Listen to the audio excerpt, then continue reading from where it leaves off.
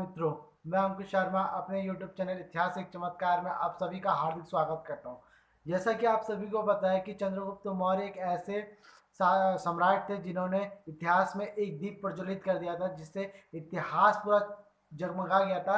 आज हम उसी राजा के बारे में बात करेंगे कि उसने राजा बनने के लिए क्या क्या किया, किस किस तरीके की परिस्थिति से वो गुजरे। आप सभी को मैं बताता हूँ और शुरू करता हूँ उनके राजा बनने का सफर। राजा बनने के सफर में उनके पिता का निधन, उनके एक जो राजा थे नंद नाम के, उनने उनका वध कर दिया था।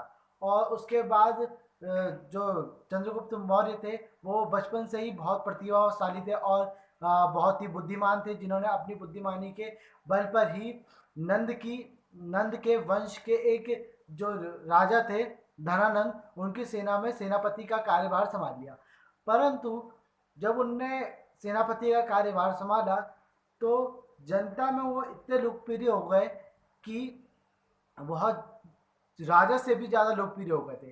तो राजा धनानंद उनसे ईर्ष्यालु हो गए और उन्होंने रातों ही रात उनकी मृत्यु का षड्यंत्र रच दिया, जिससे चंद्रगुप्त मौर्य को यह खबर लगी। तो उन्होंने रातों ही रात मगध छोड़ दिया और वह वहां से प्रस्थान कर गए। उन्होंने जंग के लिए साधन इकट्ठा करना शुरू किए, सैनिक इकट्ठा करना शुरू किए, परंतु सैनिक और साधन इतने पर्याप्त नहीं थे जो मगध पर आक्रमण करते, क्योंकि मगध की सेना बहुत बड़ी थी और बहुत विशाल थी, जिसके कारण उन्होंने उस पर राक्षस वहां आक्रमण नहीं किया।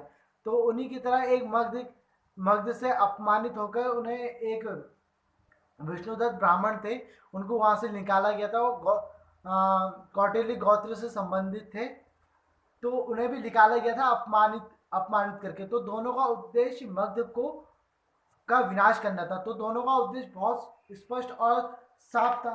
तो दोनों एक घनिष्ठ मित्र बन गए। जो विष्णुदत्त ब्राह्मण है वो बाद में चल के चाणक्य के नाम से भी जाने जाते हैं। उन्होंने धीरे धीरे करके अपनी रणनीति तैयार की और अपना विशाल सेना इकट्ठा की।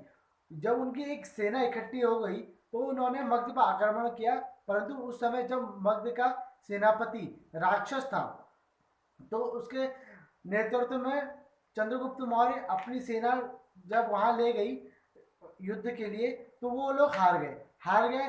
तो उन्हें बंदी बना लिया गया।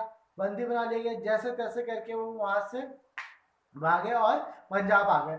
जब उन्हें पता चला कि पंजाब में सिकंदर अपना अस्तित्व फैला रहा है, तो वो उन्होंने षड्यंत्र रचा कि सिकंदर के ही द्वारा मगध का विनाश किया जाएगा।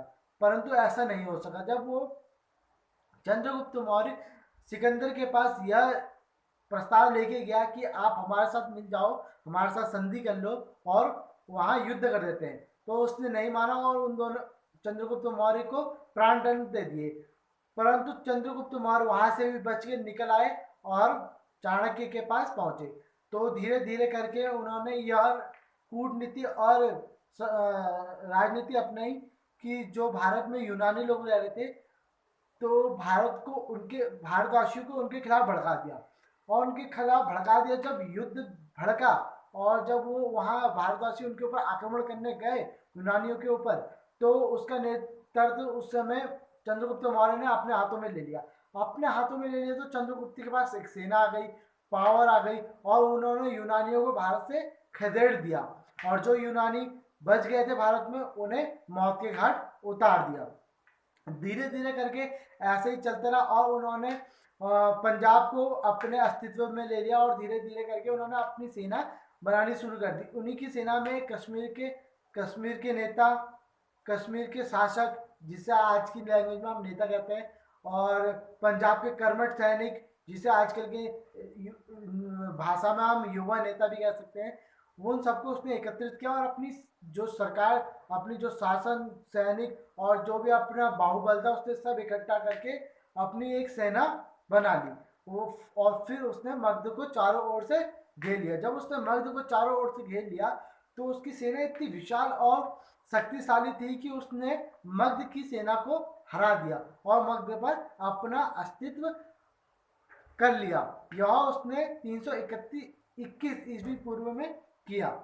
जब उसने वहां शासन वासन कर लिया तो जो कश्मीर के जो राजा थे प्रवर्तक, उनने मौका पाके उन्होंने यह सोचा कि अब मगध पर आधा कब्जा मैं कर लेता हूँ, आधा वो कर लेंगे चंद्रगुप्त मौर्य। तो चंद्रगुप्त मौर्य को ये खबर पड़ी, तो चंद्रगुप्त मौर्य और चाणक्य ने कूटनीति के द्वारा प्रवर्तक और उसके पुत्र मलय केतु का वध कर दिया और संपूर्ण मगध पर अपना अस्तित्व कर लिया। इसके बाद धीरे धीरे करके उन्होंने अपने सेना के प्रति, अपनी जनता के प्रति पूरी निष्ठता और समर्पण के साथ कार्य किया और यही उनका राजा बनने का सफर था। धन्यवाद मित्रों। इसके बाद हम आपको बताएंगे उनके क्या कार्य थे, उन्होंने और क्या क्या कार्य किए।